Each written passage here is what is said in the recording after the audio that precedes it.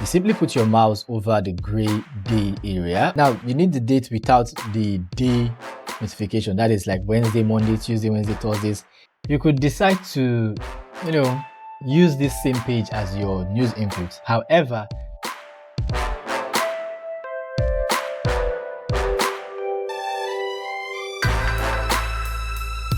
so in the last video, we discussed about the news page and how to create a news worksheet. Well, that was pretty easy. It's all about reading the information and then putting up the proper statements that needs to be there. And then at the last part, towards the ending, which is the type rank and indicator rank, it was all about you looking and gauging all the information, or rather all the news under a particular type, and gauging which is most critical to least critical in that particular rank, right, in that particular type of news, and then multiplying the type rank by the event rank. Now, in this video, we will be talking about the data cleanup. This is where you would see a clear reason why we prefer to use investing.com compared to Forex Factory. This here, I would be showing you personally on my own plate. What we're going to do here is I'm going to open a blank Excel workbook, and I'm going to open investing.com right beside me. So they will be side by side while I will do this. I'm going to take this week. So you could take the whole year, you could take some days and all that stuff, but I'm going to take this week. Now, this is how you get the data. You simply put your mouse over the gray day area, or you could be anywhere, but make sure it just highlights somewhere within the table. And what you want to do is you want to left click and drag down your mouse. You can scroll if you're using an external mouse, and you'd collect all that information. Now, I want to start from a week that has actual, because nothing has returned for this week. So let's start from 1st till 19th of the month.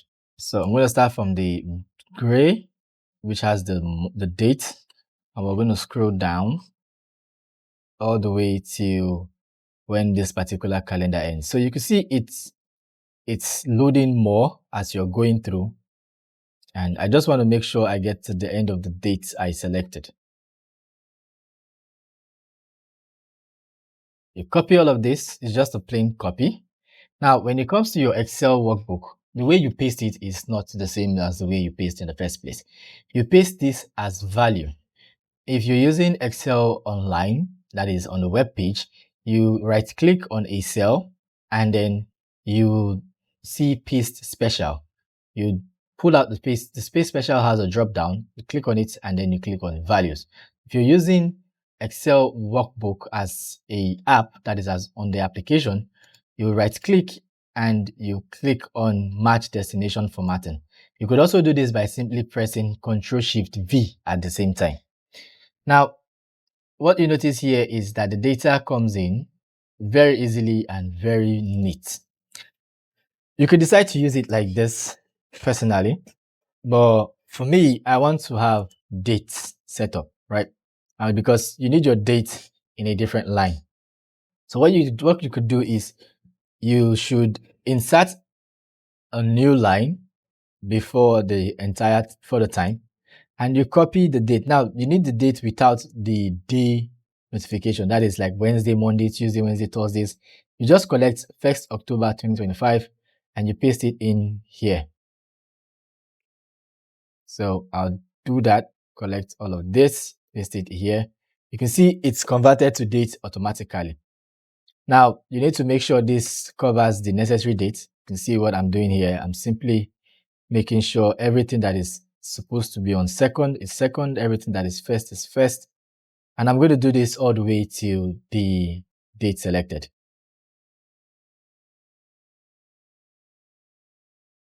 Okay, so I'm done with my own end. I have made the dates for each particular news available. Now, what I want to do next is I want to remove unnecessary situations, right? Things that are going to end up clogging my calculating bar. First and foremost, if you look at the currency names, you will notice that there's always a space before the currency name. Now, if you want to run your calculations, you can run your calculation with this into account, but personally, I don't like it. It doesn't look neat. So what I do is I take this, highlight the entire column and I press on Ctrl H, or you can simply go to the search bar and type replace.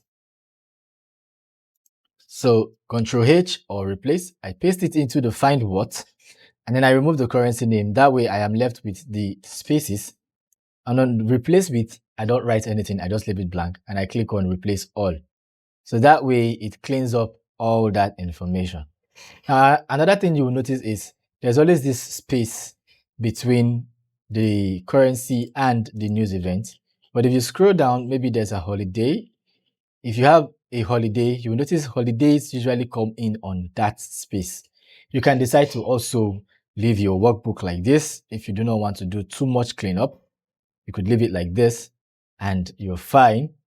However, again, personally, I don't like seeing empty spaces like this.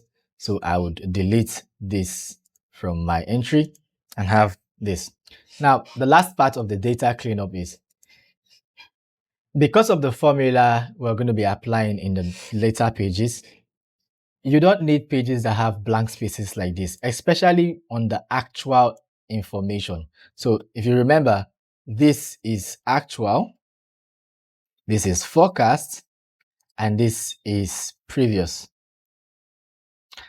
Now, the thing is, remember this is the actual, this is the forecast, and this is the previous. The way the calculation works is later in the future, you would need the actual to always have something in it. You can only deal with news that has been released. You cannot deal with news that will be released, except you decide to take account of that by your own self in your own Excel. For me, I personally want to only deal with news that has been released, because why the hell should I be looking at news that has not been released yet? So in that case, I need to delete anything that doesn't have actual. This is why I decided to take more than the ones that has actual, so that you see what happens in that scenario. Now, all of these news are not going to be useful to me in that case. That is what it simply means. So what I would do to quickly go through all of this is, instead of me having to select them individually and then deleting them, I could select the entire column, come to the search bar and go and type go to special.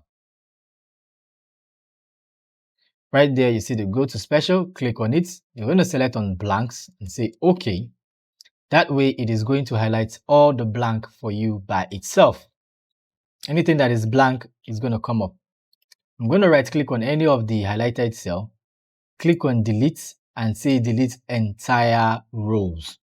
Now it will take out those rows from my workbook, and what you will notice now is if I scroll down, every single row here has an actual. We didn't do the same thing for forecast because why? Some certain news do not have forecast. Economists do not forecast such news because they do not see it as like all too important to create a forecast, or they just couldn't create a forecast for it. Now, this is everything about the news filter page. You could decide to, use this same page as your news input. However, because of the cleanup we go through, I personally would not advise you using this same page as your news input page. So this video was short because it is just cleanup. The next video, we're going to be talking about the news input page itself. This is where a huge bulk of the work is being done. This is where the major analysis is actually carried out. Matter of fact, the analysis is not even like some huge analysis. It is just simple analysis, but because it's repetitive, it looks like it's a big thing. So see you all in the next video. I hope you guys are able to calculate better by the time we're done with this and have a better way of monitoring the market. Peace.